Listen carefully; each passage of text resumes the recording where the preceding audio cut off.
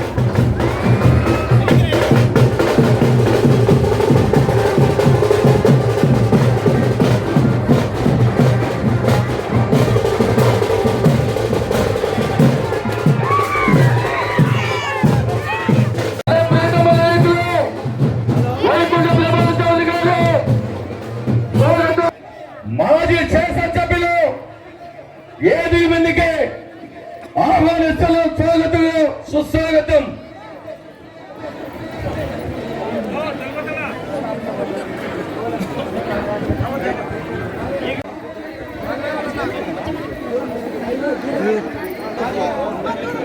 రాష్ట్ర కార్యదర్శి శివబాలగమ్మ ఏది ముందుకు రావాలని కోరుతున్నాం.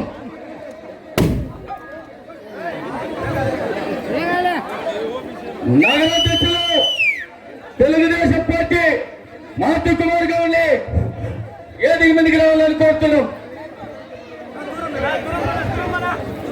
బీసీసీఎల్ అధ్యక్షులు ఆవుల కృష్ణయ్య గారిని ఏది ముందుకు రావాలని కోరుతున్నాం. అదేవిధంగా టీఎంటీసీ అధ్యక్షులు మరి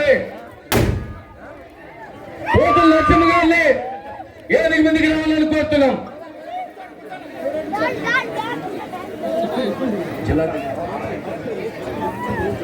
చాలా భాషలన్నీ మైనార్టీ నాయకులు ఏది ముందుకు రావాలని కోరుతున్నాం.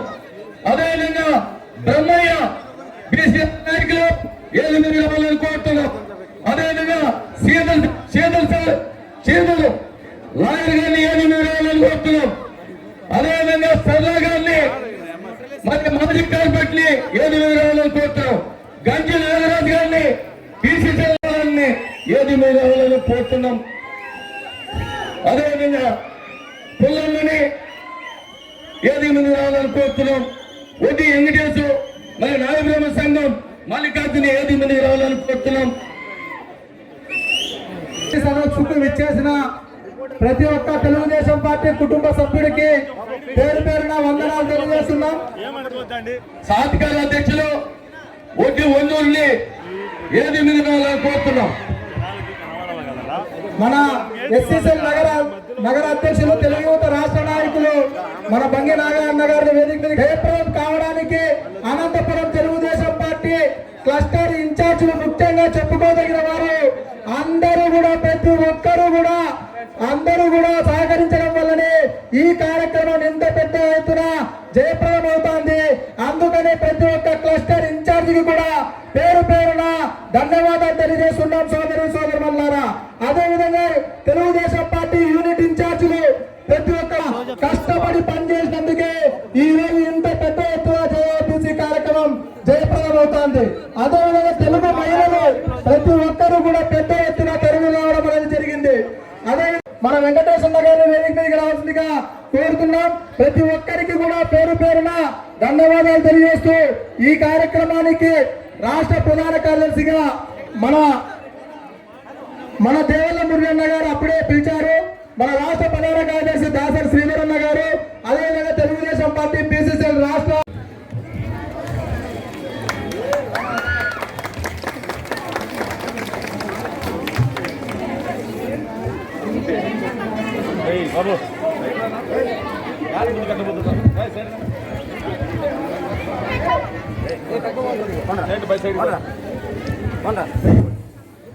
నగరాధ్యక్షురాలు విజయశ్రీ గారిని ఏది జై హో బీసీ, జై హో బీసీ, జై హో బీసీ, జై చంద్రబాబు, జై చంద్రబాబు, జై లోకేష్ బాబు.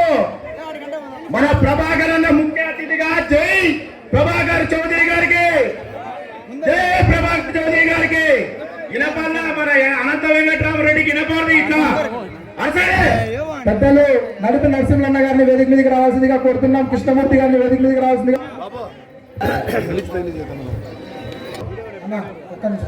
మన రజక సంఘం జిల్లా అధ్యక్షులు రమేష్ బాబు గారిని వేదిక మీదకి రావాల్సిందిగా కోరుతున్నాం.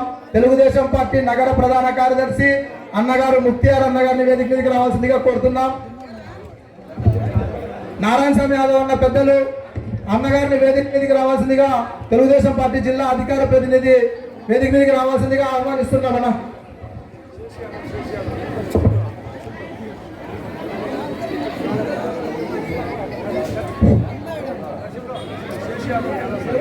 రావాల్సిందిగా కోరుతున్నాం. నిమిషాలు మాట్లాడాల్సిందిగా కోరుతున్నాను. జయ హో బీసీ ప్రోగ్రాం పెట్టినందుకు మా అన్న ప్రభాకర్ చౌదరి అన్న గారికి, మీసాల మురళి అన్న గారికి, పోలన్ అన్నకి, నారాయణ అన్నకు, వీళ్ళందరికీ ధన్యవాదాలు తెలుపుతూ మనం ఎంతో అదృష్టం చేస్తాం. ఈ ప్రోగ్రాం మన వాటిలో జరుగుతుందంటే మనమందరం బీసీలే కాబట్టి మనం చాలా ఆనందించాలి. మళ్ళీ మేము పిలిచినందుకు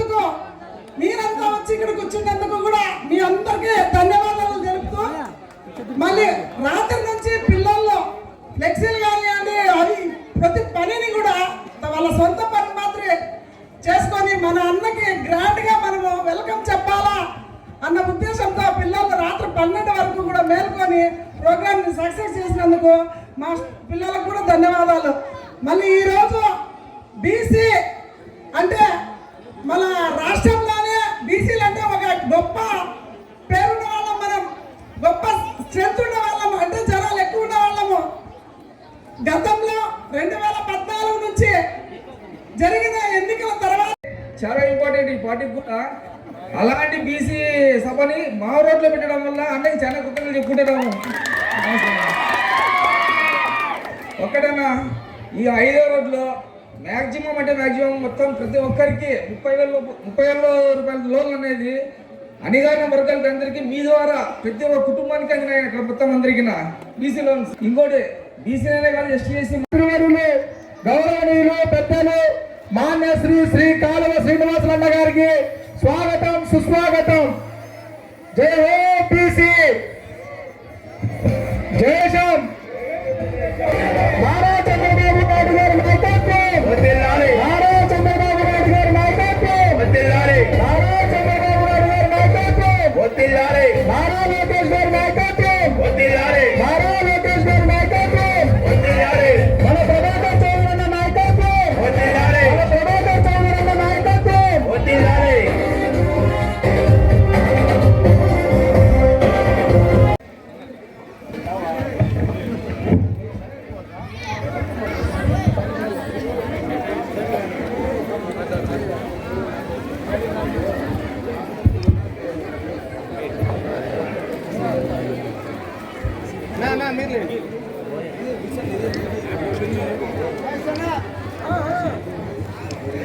జరుగుతున్నటువంటి జయహోపి కార్యక్రమాన్ని ఈరోజు అనంతపురం పట్టణంలో తెలుగుదేశం పార్టీ మాజీ శాసనసభ్యులు ఇన్ఛార్జ్ ప్రభాకర్ చౌదరి, గౌరవ తెలుగుదేశం పార్టీ జిల్లా అధ్యక్షులు కాలువ శ్రీనివాసరావు గారి అధ్యక్షంలో నిర్వహించడం జరిగింది. ఈ కార్యక్రమానికి పట్టణంలో నుంచి హాజరైనటువంటి అశేష జనవాహినందరికీ తెలుగుదేశం పార్టీ బీసీసీఎల్ తరఫున కృతజ్ఞతలు తెలియజేస్తున్నాం. వేదికను అలంకరించిన తెలుగుదేశం పార్టీ బీసీసీఎల్ నాయకులకు, మిగతా కార్యకర్తలందరూ కూడా తెలుగుదేశం బీసీసీఎల్ తరఫున వందనాలు తెలియజేస్తా ఉన్నాం. మరి రాష్ట్రంలో జరుగుతున్నటువంటి బీసీలపై జరుగుతున్న అరాచకాలను ప్రజలకు వివరించాలి. తెలుగుదేశం పార్టీ అధికారంలో ఉన్నప్పుడు మనము ఏ విధంగా బీసీలకు సాయం చేశాం, 2019 ఏర్పడినటువంటి ఈ ప్రభుత్వం బీసీల అనుపాటే ధోరణిగా వ్యవహరిస్తూ విద్యార్థులకు కూడా విదేశీ విద్యను దూరం చేసినటువంటి ఈ వైసీపీ ప్రభుత్వాన్ని రాష్ట్రంలో బీసీల పైన హత్యలు, మానభంగాలు జరుగుతున్నటువంటి ఈ వైసీపీ అరాచకాలని వివరించడమే ఈ జేఓబీసీ కార్యక్రమం. బీసీలో ఎక్కువ భాగంలో 20-56 కార్పొరేషన్లు ఏర్పాటు చేసినటువంటి ఈ వైసీపీ ప్రభుత్వం ఎక్కడ కూడా అనంతపురం జిల్లాలో ఈ వేదికను చూసినట్లయితే ఎక్కడ కూడా ఇంతమంది బీసీ నాయకులు తయారు కాలేదు. తెలుగుదేశం పార్టీ ఉద్దేశం ఏమంటే బీసీలను నాయకులుగా తయారు చేసి వాళ్ళల్లో నాయకత్వం పెంపొందించడమే తెలుగుదేశం పార్టీ ధ్యేయం. మరి 2024లో ఇప్పుడు జరగబోయే ఎన్నికల్లో ఎలాంటి అనుమానం లేకుండా అనంతపురం నుంచి ప్రభాకర్ చౌదరి అన్న గారే పోటీ చేస్తారు కాబట్టి ఆయన్ను ప్రతి ఒక్క బీసీ కార్యకర్త ఉడతా భక్తిగా సాయం చేసి ఆయన అత్యధిక మెజార్టీతో గెలిపించవలసిందిగా కోరుచు, అలాగే అనంతపురం పట్టణంలో ప్రభాకర్ చౌదరి ఉద్యానవనం ఇక్కడ పార్క్ ఏర్పాటు చేసినటువంటి ఎక్కడ పోయినా కూడా అడిగేది ఒకటి, అనంతపురంలో పార్క్ అభివృద్ధి చేసినటువంటి ప్రభాకర్ చౌదరి అనంతపురాన్ని ఎంతో సుదూరంగా తీర్చారు. మున్సిపల్ చైర్మన్ గా ఉన్నప్పుడు మున్సిపల్ చైర్మన్ గా, ఎమ్మెల్యేగా ఎన్నో అభివృద్ధి కార్యక్రమాలు చేసినటువంటి ప్రభాకర్ చౌదరి గారిని తిరిగి తప్పకుండా మనమందరం 2024లో గెలిపించి తద్వారా తెలుగుదేశం పార్టీ చంద్రబాబు నాయుడు ముఖ్యమంత్రిగా చేయాల్సింది కోర్సు. జై హో బీసీ, జై హో బీసీ, జై హో బీసీ. చంద్రబాబు నాయకత్వం, చంద్రబాబు నాయకత్వం, చంద్రబాబు నాయకత్వం, ప్రభాకర్ చౌదరి గారి నాయకత్వం, ప్రభాకర్ చౌదరి గారి నాయకత్వం, ప్రభాకర్ చౌదరి గారి నాయకత్వం, కాలువ శ్రీనివాసులు గారి నాయకత్వం, కాలువ శ్రీనివాసులు గారి నాయకత్వం, కాలువ శ్రీనివాసులు గారి నాయకత్వం. రాష్ట్రంలో బీసీల వ్యతిరేక పరిపాలన కొనసాగుతా ఉంది. బీసీలను అడుగడుగునా అడగదొక్కే ఒక దుష్ట పాలన జగన్మోహన్ రెడ్డి చేస్తా ఉన్నాడు. 76 మంది బీసీలను పట్టణ పెట్టుకున్న కిరాతక ప్రభుత్వం ఈ వైసీపీ ప్రభుత్వం. వేలాది మంది బీసీ నాయకులను, కార్యకర్తలను అక్రమ కేసులతో వేధింపులకు గురి చేసిన కర్కశ ప్రభుత్వం ఈ వైసీపీ ప్రభుత్వం. కాబట్టి ఇట్లాంటి అరాచక పాలనకు, దుర్మార్గమైన పరిపాలనకు, విధ్వంసకర పాలనకు చరమగీతం పాడడానికి బీసీలందరూ కూడా ఐకమత్యం కావాల్సిన సమయం ఆసన్నమైంది. ఎన్టీ రామారావు గారు తెలుగుదేశం పార్టీ పెట్టిన నాటి నుంచినే బీసీలకు అధికారంలో, రాజకీయాల్లో అసలైన భాగస్వామ్యం ప్రారంభమైంది. అప్పటి నుంచినే బీసీల చైతన్యం, ఆర్థికంగా పురోగమనం ప్రారంభమైందనే విషయాన్ని మనం ఎవరు కూడా మర్చిపోకూడదు. స్థానిక సంస్థల్లో బీసీలకు రిజర్వేషన్లు ఇచ్చిన, అసెంబ్లీలో, పార్లమెంటులో బీసీలకు పెద్దపీట వేసిన అది ఎన్టీ రామారావు గారు ప్రారంభం చేశారు. చంద్రబాబు నాయుడు గారు దాన్ని కొనసాగించి ఈ రోజుకు పార్టీ తెలుగుదేశం పార్టీ అంటే బీసీల పార్టీ, తెలుగుదేశం అంటే బీసీల వెన్నెముక అనే విధంగా రాజకీయాలు నడుపుకుంటా వస్తా ఉన్నాడు మన నాయకుడు నారా చంద్రబాబు నాయుడు గారు. కాబట్టి మనం అందరం కూడా మళ్ళా చంద్రబాబు నాయుడు గారి చల్లని పాలన కోసం ఎదురు చూద్దాం. ఎదురు చూడడమే కాకుండా చంద్రబాబు నాయుడు గారి రాజ్యాన్ని తెచ్చుకోవడానికి, బీసీల రాజ్యాన్ని స్థాపించుకోవడానికి తెలుగుదేశం జనసేన కూటమి ప్రభుత్వాన్ని ఏర్పాటు చేసుకోవడానికి ప్రతి బీసీ కూడా నడుం కట్టి ముందు కదలాలని మీ అందరికీ పేరు పేరున విజ్ఞప్తి చేస్తూ మీ అందరి దగ్గర కూడా సెలవు తీసుకుంటున్నా. అందరికీ నమస్కారాలు. ఇప్పుడు మన అనంతపురం మాజీ ఎమ్మెల్యే వైకుంఠ ప్రభాకర్ చౌదరి గారిని మాట్లాడాల్సిందిగా కోరుతున్నాం. సభకు నమస్కారం. సభాపతిపై ఆశీలైన సోదరులు, జిల్లా పార్టీ అధ్యక్షులు, పాలిట్పేట సభ్యులు, మాజీ మంత్రులు కాళ శ్రీనివాస గారు, వేదిక పైన చాలా మంది ఉన్నారు కాబట్టి పేరు పేరున వేదిక మీద అందరూ కూడా సోదరులకి ఇక్కడ వచ్చిన అందరూ కూడా పేరు పేరున మీ అందరూ కూడా ధన్యవాదాలు తెలియజేస్తున్నాం. రాష్ట్రంలో జగన్మోహన్ రెడ్డి గారు ముఖ్యమంత్రి అయిన తర్వాత అనేక సందర్భాల్లో నేను సామాజిక సమతుల్యత చేస్తా, వెనుకబడిన తరగతులకు మా ప్రభుత్వం అండగా ఉంటుంది, ఇంతమందికి అధికారం ఇచ్చామని మనందరూ కూడా ఒకటే ప్రశ్నించాలా. నందమూరి తారక రామారావు గారు 1923కు పూర్వం, ఆయన ముఖ్యమంత్రి కాక పూర్వం ఈ మన జిల్లాలో ఎప్పుడైనా సరే గతంలో అగ్రవర్ణాలు లేదా అరకులు తప్ప కురువ సామాజిక వర్గానికి ఎప్పుడైనా మంత్రివర్గంలో ఈ అనంతపురం జిల్లాలో అవకాశం ఇచ్చారా? ఎస్ రామచంద్రారెడ్డి గారికి నందమూరి తారక రామారావు గారు ఇచ్చారు.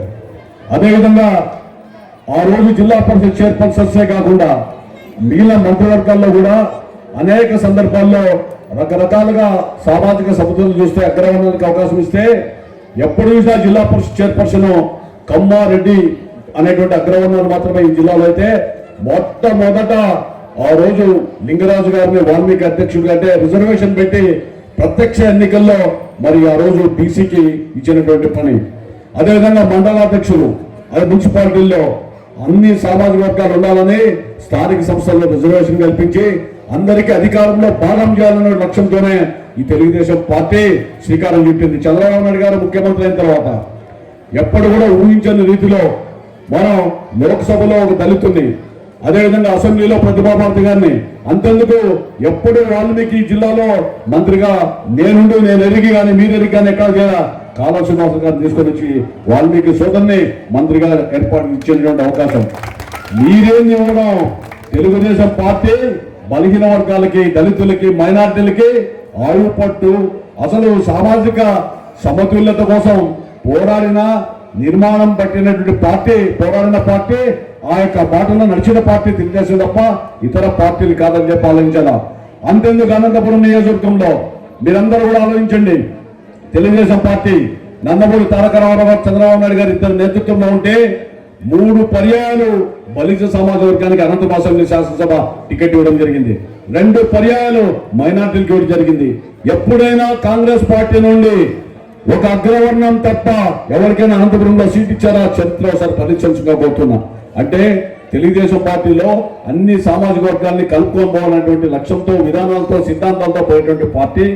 అందులో భాగంగానే ఈరోజు జేఓపీసీ అనేటువంటి కార్యక్రమంలో భాగంగా బలహీన వర్గాలు పార్టీ తెలుగుదేశం పార్టీ, అణగారిన వర్గాల పార్టీ తెలుగుదేశం పార్టీ కుల మతాలకు అతీతమైన పార్టీ తెలుగుదేశం పార్టీ అనేటువంటి లక్ష్యంతో ఈ పార్టీ విధానాల్ని అనునిత్యం చాటు చెప్పాలని నాయకులు చెప్పడం ఈ యొక్క సదస్సు యొక్క ఉద్దేశం అని చెప్పి తెలియజేస్తూ, ఇప్పుడే సోదరుడు చెప్పాడు స్థానిక శాసనసభ్యుడు అనంత వెంకటరామరెడ్డి గారు, నేను ఆయన ఎక్కడ పోయినా కూడా పదే పదే అనంతపురం అభివృద్ధి చేశానంటున్నాడు.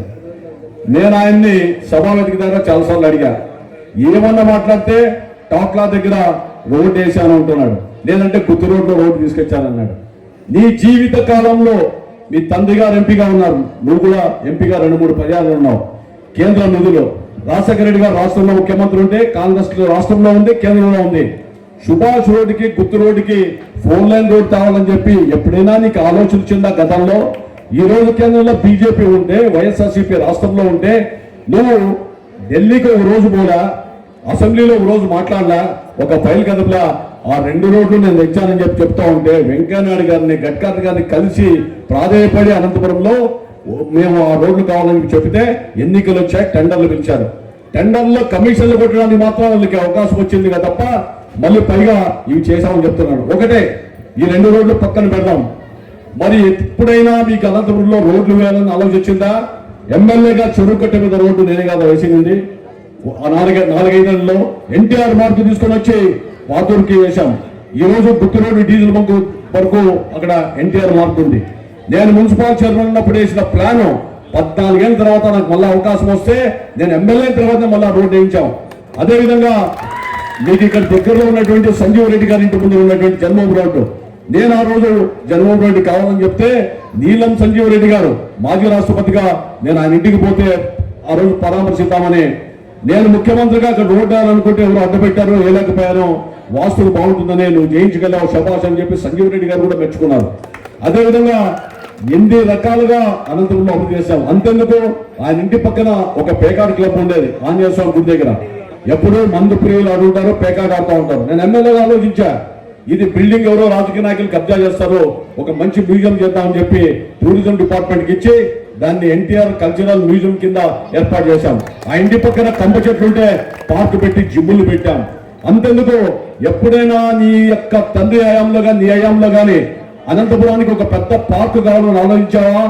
72 ఎకరాల్లో శిల్పారామం సంధానంతో మున్సిపల్ చైర్మన్ గా ఏర్పాటు చేస్తే ఎమ్మెల్యేనేక 100 ఎకరాలు చేసి ఆ శిల్పారామాన్ని మున్సిపాలిటీ పరిధి నుంచి తీసుకొని వచ్చి గవర్నమెంట్ కి ఆధీనంలోకి తీసుకొని వచ్చాం. ఈ రోజు రంజాన్ తోఫా గాని రంజాన్ బక్రీద్ పండుగలు వస్తే ముస్లింలపై ఆ పచ్చిగడ్డిలో పాములు ఉంటాయేమో తెలియకుండా విద్యుత్ దీపాలు లేకుండా భయానకమైన పరిస్థితి వచ్చింది. నేనున్నప్పుడు ఏ యొక్క ఏడాదిలో కానీ బక్రీద్ రంజాన్ లో ముస్లిం మైనార్టీ సోదరులు వస్తే మీతో కలయి సాయంకాలం వరకు మీతో పాటు ఉండి అది అక్కడున్న సిబ్బందిని అప్రమత్తం చేసి ఎప్పటికప్పుడు ఏర్పాటు చేసినటువంటి విషయాన్ని కూడా మీకు గుర్తు చేస్తున్నా. అంటే ప్రజలంటే భయం ఉంది, ప్రజలకు జవాబుదారుగా ఉండాలనేటువంటి ఆలోచన ఉంది, ప్రజలు ఇచ్చినటువంటి ప్రజాప్రతినిధి అనేటువంటిది ఒక బాధ్యతగా వ్యవహరించాలనేటువంటి లక్ష్యం ఉంది. ఆ విధమైనటువంటి ఆలోచనలో ముందుకు పోయేటువంటి పరిస్థితులు కాకుండా ఈ రోజు యథేచ్ఛగా అంతెందుకు పీటీసీ ఉంది మీకు దగ్గరలో. ఎక్కడైనా ఆ పీటీసీ ఆ రోజు 4 ఏళ్ల కిందట అంటే నేను ఎమ్మెల్యే కాకమునుపు ఏ విధంగా ఉందో ఈ రోజు ఎల్బీ స్టేడియం లాగా చంద్రబాబు నాయుడు గారు ముఖ్యమంత్రిగా ఇక్కడికి వస్తే మా అనంతపురాన్ని కూడా సెమీ ఇండోర్ స్టేడియం లాగా ఉండాలని చెప్పి మనం ప్రయత్నం చేస్తాం. ఒక పోలీస్ స్టేషన్ తెచ్చాం. ఈ రోజు మీరందరూ కూడా గర్వకారణంగా చెప్పుకోవాల్సింది, మనమంతా కూడా ఎప్పుడో ప్రపంచ బ్యాంకు నిధులు వస్తే టెండర్లలో కమిషన్ల కోసం కొట్లాడితే తెలంగాణలో సురేందర్ రెడ్డి అనేటువంటి కోర్టుపై స్టే తీసుకొని వస్తే వాళ్ళు ప్రపంచ బ్యాంకు వాళ్ళంతా నిధులు పోతున్నాయంటే నేను ఎమ్మెల్యేగా పోయి ప్రాధాయపడి మా ఇంటి కంటే గొప్పగా నేను పనిచేస్తాను, నాకు అవకాశం ఇవ్వమని చెప్పి అడిగితే వాళ్ళు కనుకరించి ఇస్తామని చెప్తే ఈ రోజు 120 కోట్లతో 11 ఎలివేటర్ రిజర్వాయర్లు కట్టాం. భవిష్యత్ ఈ రోజు మీ దగ్గర వచ్చే బ్లూ పైపులన్నీ కూడా మన హయాంలో చేసినవే. 20-30 ఏళ్ళు అనంతపురానికి తాగునీటి సమస్య లేకుండా అనంతపురంలో ఎంత కరువు వచ్చినా ఏమొచ్చినా కూడా 20 ఏళ్ళు జనాభాకు దృష్టిలో పెట్టుకునే భవిష్యత్తు కూడా మన ఎలివేటర్ రిజర్వాయర్లు 11 కట్టాం. ఈ విధంగా ఆలోచనలు పోయాం. నేను ఎన్నికలప్పుడు చెప్పాను, నాకు అవకాశం పోయింది. ప్రభుత్వ ఆసుపత్రుల్లో సూదు ఉంటే మందు ఉండదు, మందు ఉంటే దూదు ఉండదు, నేను చూస్తాను. మీరు బెంగళూరు, మద్రాసు, హైదరాబాద్ పోయి పని లేదు, పెద్ద పెద్ద జబ్బులు వస్తే పెద్ద ఆసుపత్రి మంచి తీసుకొని వస్తామని చెప్పి ఎమ్మెల్యేగా ప్రభుత్వ ఆసుపత్రిలో పగలు రాత్రి ఇన్స్పెక్షన్ పై ఆకస్మిక తనిఖీలు చేసి ఎప్పటికప్పుడు పేదవాడికి ఉపయోగపడేటువంటి ప్రభుత్వ ఆసుపత్రి బాగుండాలని చంద్రబాబు నాయుడు గారి ఆలోచనతో ప్రకారం మనం కూడా పోయి ప్రయత్నం చేశాం. పెద్ద హాస్పిటల్ ఆర్టీఓ ఆఫీస్ దగ్గర కట్టాం. ఈ రోజు కూడా అక్కడ కేవలం కొన్ని రకాలుగా సేవలు అందిస్తున్నారా తప్ప దాన్ని పూర్తిగా ప్రజలకు వినియోగం చేయలేనటువంటి దౌర్భాగ్య స్థితిలో ఉన్న మీరు అభివృద్ధి గురించి మాట్లాడితే దయ్యాలు వేదాలు వలిచినట్లు ఉంటుంది. అనంత వెంకటరామరెడ్డి గారు మీరు ఒకసారి ఆలోచించండి, ప్రజలను ఒప్పించండి, రాండి. మనం మీరు 5 ఏళ్ళలో మీరందరూ కూడా కాదు, మీ అందరూ కూడా ఒకటే. నేను ఈరోజు వైఎస్ఆర్సీపీ కార్యకర్తలకి నాయకులు అడుగుతున్నా, ఒక పార్టీ కులం చూడొద్దండి. వ్యక్తి ఒక శాసనసభ్యుడిగా ప్రజల కోసం పనిచేస్తాడని ఆలోచించండి. నేను 5 సంవత్సరాల్లో 78-80 సార్లు శాసనసభలో ప్రజాపక్షాన మాట్లాడా. ఈయన ఎంపీగా 20 ఏళ్ళు ఉన్నాడు, శాసనసభ సభ్యుడిగా 5 ఏళ్ళు ఉన్నాడు. ఒక్కసారి ప్రజల పక్షాన శాసనసభలో మాట్లాడారా అని చెప్పి మీరందరూ కూడా నిలదీయాలి, ఆలోచించాలని మనం చేస్తున్నా. మనం ఓట్లేసి శాసనసభకు పార్లమెంట్కి పంపించి ప్రజల పక్షాన ఏదైనా మాట్లాడంటే మాట్లాడలేని పరిస్థితి. కూడగజం కాదు, అగ్రిగోల్డ్, అభయగోల్డ్ లాంటి ఎన్నో పరిస్థితుల వీళ్ళ గురించి శాసనసభలో మాట్లాడిన రికార్డులు ఉన్నాయి. అంటే ఒక్కరోజు కూడా శాసనసభకు కూడా గైర్ హాజరు కానటువంటి వ్యక్తి నేను. ఈ విధంగా ఒక ఆలోచనతో ఉన్నాం. ఎవరి కోసమో కాదు, నాకు ఇచ్చినటువంటి బాధ్యత, మీ రుణం తెచ్చుకోవాల్సినటువంటి బాధ్యత.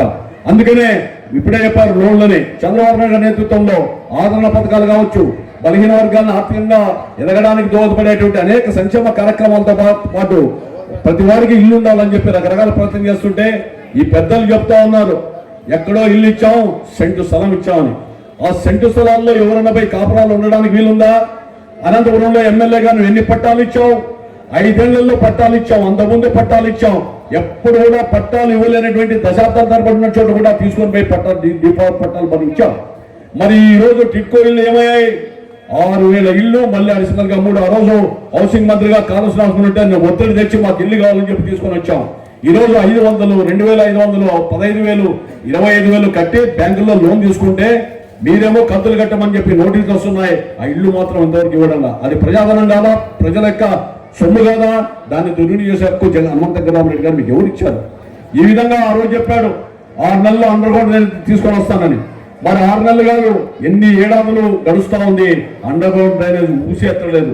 అసలు అండర్ గ్రౌండ్ డ్రైనేజ్ ఏ విధంగా కావాలి, దానికి ఉన్నటువంటి నిబంధనలు ఏంటనేటువంటిది లేకుండా ఇష్టం వచ్చిన రీతిలో మభ్యపెట్టి 30-20-30 ఏళ్ళ అధికారాన్ని ఏలినటువంటి వ్యక్తి, ఆ యొక్క 20 ఏళ్ళు అధికారం చెలాయించిన వ్యక్తి ఈ రోజు అభివృద్ధి నేను అని చెప్పి చెప్తా ఉంటే నిజంగా బాధేస్తారు. మీరు ఒకటి ఆలోచించండి, సంక్షేమ పథకాలకు పుట్టినిల్లు తెలుగుదేశం పార్టీ. పెన్షన్ మనమే ఇచ్చాం, అదేవిధంగా కూడుగుడ్డ ఎన్టీఆర్ ఇచ్చాడు. ఈ విధంగా వాటిని పెంచుతామని చెప్పి రకరకాల పేర్లతో జగన్మోహన్ రెడ్డి గారు చేసేటువంటి ఈ రోజు ధరలు ఏ విధంగా పెరిగాయి, పెట్రోల్ ధర, డీజిల్ ధర పెరిగింది, కరెంటు బిల్లులు పెరిగాయి, ఇంటి గుర్తులు పెరిగాయి, అదేవిధంగా నిత్యావసర సరుకులు పెరిగాయి. ప్రతి చోట రేపు ఆటోలు కూడా ప్రతి వాళ్ళు కూడా ఆలోచించాలా. మీరు 10,000 ఇస్తున్నారంటే ట్యాక్సులు వేసి 20,000 రూపాయలు పోలీసులకి పరోక్షంగా సంకేతాలు ఇచ్చి వసూలు చేయమంటున్నారు. నేను అరెస్ట్ అయినప్పుడు మొన్న ఎన్టీ రామారావు, చంద్రబాబు నాయుడు గారు అరెస్ట్ అయినప్పుడు మేమంతా ధర్నా చేసి నేను తిరిగి పొజిషన్ పోయా. అక్కడ నోటీస్ బోర్డులో మీరు కూడా పోండి చూడండి. ఆటోలు వీళ్ళకంతా టార్గెట్ ఇచ్చి ఇన్ని కేసులు మీరు కంప్లీట్ చేయాలని చెప్పి చంపిస్తూ రాశారు అక్కడ. అంటే మీరు ఏ విధంగానైనా కూడా మీరు పట్టుకోవాలని. అదేవిధంగా అక్రమార్జనే తప్ప వేరే ధ్యేయం లేదు. ఇసుక అమ్ముకుంటున్నారు, గంజాయి అమ్ముతా ఉన్నారు, నకిలీ బ్రాండీలు అమ్ముతా ఉన్నారు. ఈ విధంగా సకల వికార చేతులతో రాజ్యం వెళ్తా ఉన్నారు. ఎప్పుడైనా 5 ఏళ్లలో అనంతపురం నగరంలో రౌడీలు, గుండాలు రాజ్యం వెళ్ళేటువంటి పరిస్థితి ఉందా? ఈ రోజు ఎక్కడ చూసినా కూడా అధికారులు కూడా భయపడేటువంటి పరిస్థితి ఉంది. వీధికి ఒక రౌడీలు కూడా తయారయ్యారు. ఏమన్నా మాట్లాడితే పోలీస్ స్టేషన్ లో కేసులు పెడితే పోలీసులు మన మీద తిరిగి కేసులు పెట్టేటువంటి దుస్సాంప్రదాయానికి వచ్చారు. అంతెందుకు నా మీద, కాళేశ్వరం గారి మీద ఇక్కడ ఉన్న వాళ్ళందరూ కూడా కేసులు పెట్టారు. చంద్రబాబు నాయుడు గారిని కూడా లోపలేసినటువంటి దౌర్భాగ్యకు ముఖ్యమంత్రిని రాష్ట్రంలో చూస్తా ఉన్నాం. ఆయన వయస్సును కూడా లెక్క చేయకుండా, ఏ తప్పు చేయకపోయినా అధికారం ఉంది, అధికార మదంతో మాకు చట్టం మా చుట్టం అని చెప్పి చేసేటువంటి చర్యల్ని ప్రజలు వ్యతిరేకించాలి. నేను ఎమ్మెల్యే కోసమో కాదు, లేదా చంద్రబాబు నాయుడు గారు ముఖ్యమంత్రి అయ్యే కోసం కాదు, లేదా కాళేశ్వరం ఇంకొక రకంగా ఎన్నికల్లో గెలవడం కోసమో కాదు. మీరందరూ కూడా ఆలోచించండి. ఈ జిల్లాలో ఉన్న ప్రతి ఒక్కరు కూడా సెల్ ఫోన్ ద్వారా చెప్పండి, ఈ రాష్ట్రంలో చంద్రబాబు నాయుడు గారు ముఖ్యమంత్రి రావాలి.